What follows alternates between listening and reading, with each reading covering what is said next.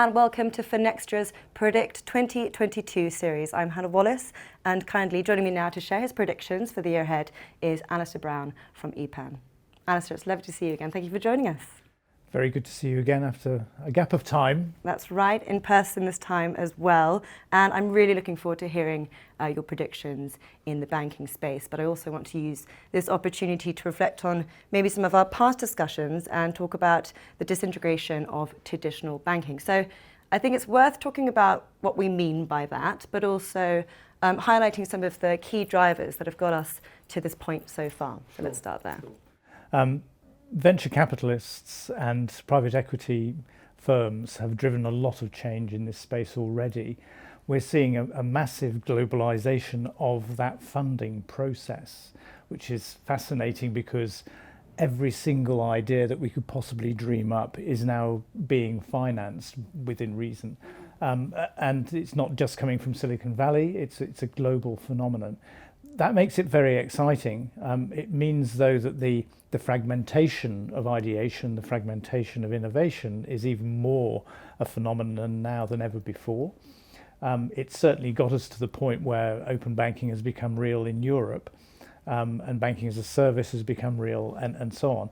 But that globalization means that if it applied only to certain European countries in its origin, it's become a global affair. So the North Americans are grappling with it, the Australians are doing something with it, and so on and so on.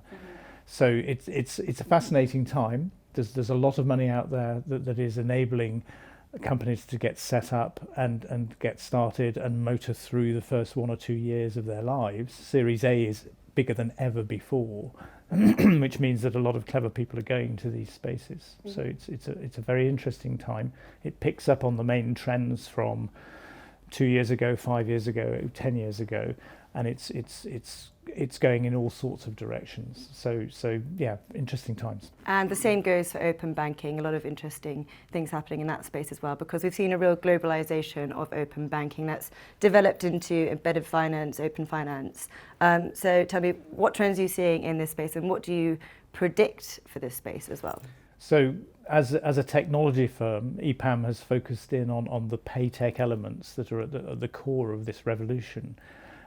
API protocols have been specified under PSD2 by the Berlin Group and a series of others. So semi-mandating certain types of technology in an attempt at least to standardize. But as one of my solution architects said the other day, extensibility beyond that renders the standard futile in the first place. So it's controversial and rather difficult to get one's head around it.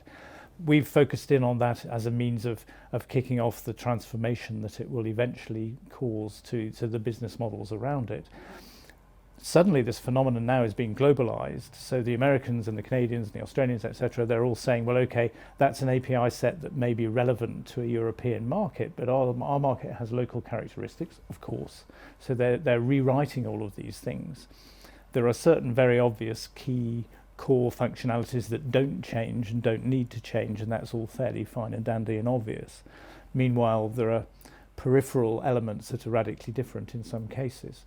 So we look at all of that and we see that becoming genuinely something where conclusions have yet to be reached but will be reached in the next year, 18 months, 2 years. So if I look at the OBIC in Toronto, they're shaping open banking for the Canadian market. They don't want to do it like the Americans. It's a smaller market in a physically larger country, not the same at all. Senator Deakin and his committee are driving that change as aggressively as they can, but in a profoundly conservative banking environment. So there's a bit of a contradiction there. Meanwhile, the Australians are looking at, across FinTech Australia, their main networking group for this stuff, and they're looking at the British APIs and saying, okay, that's fine, we like the look of that, but we're going to change a few things anyway. It's less radically different from the original model, and so on and so on. So yes, an explosion of experimentation and innovation. It's going to bring some very interesting opportunities to the consumer, above all. Sure, and we'll talk a bit more about those business models further down the line. But from that, I know you wanted to talk about banking as a service and cloud native core banking solutions. Talk us through the impact those are having on the retail space and also financial services as a whole. So altogether, this is becoming a very interesting space because banking as a service spun off fairly logically from open banking anyway. Fine.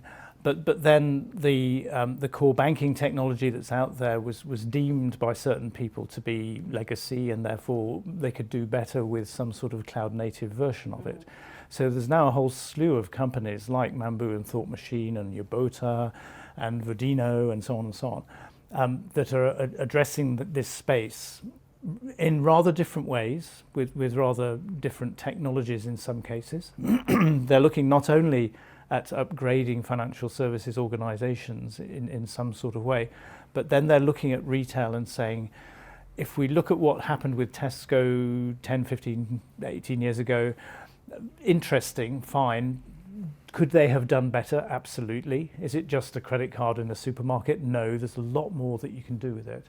And I think therefore in 2022 and beyond, we'll see a lot of the bigger merchants, as we call them, so the large retail organizations, encouraging stickiness through loyalty that comes from providing their existing customers with financial instruments of all sorts. And that will come from a banking as a service offering whereby they can pick up on not only a heavy balance sheet and maybe a banking license where appropriate, but a whole series of different financial instruments ideated through experimentation and competition. So let's talk about the consumer then, consumer experience.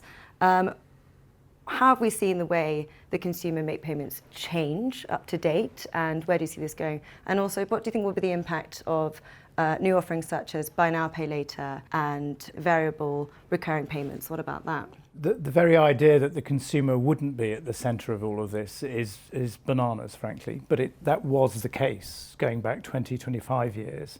One of the great breakthroughs in very generic terms of open banking has been to say the customer journey is the most important element. Of course it is. And now in the era of mobile phone telephony, with everything on all the time and everything available all of the time, it's expected that banking will do that. Well, fine, excellent. We've got to that point.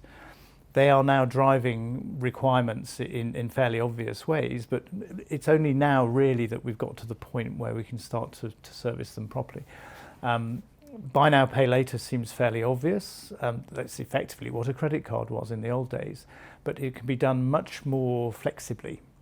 And flexibility is something that the customer has come to expect, quite rightly so, I think. So instalment payments used to be a very gradual and very firmly put together affair. There was no flexibility in it whatsoever. Now it can be as flexible as you like because technology is there, the business models are there and so on.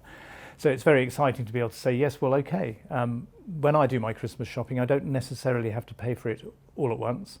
It's not just put it on a credit card, it's pay in instalments, different instalments for different objects and different products and different services.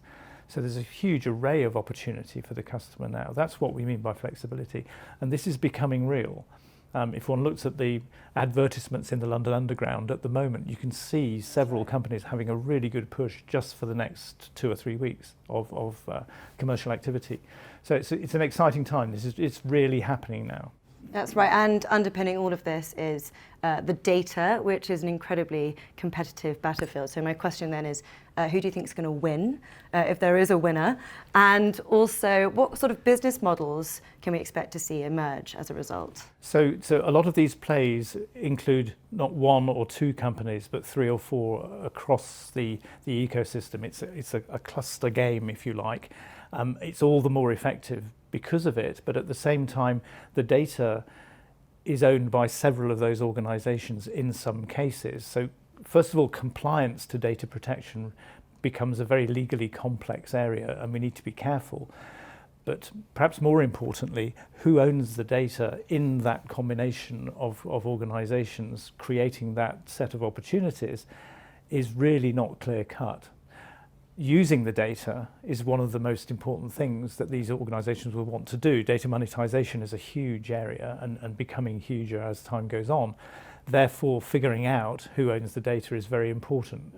So it's going to be an exciting and potentially very controversial year or two ahead of us in that respect. Well, I'm looking forward to catching up further down the line and reflecting on those predictions. But Alistair, as always, we could speak forever on a number of topics. Indeed. But we'll leave it there for now, and thank you very much. Thank you. It's been a pleasure.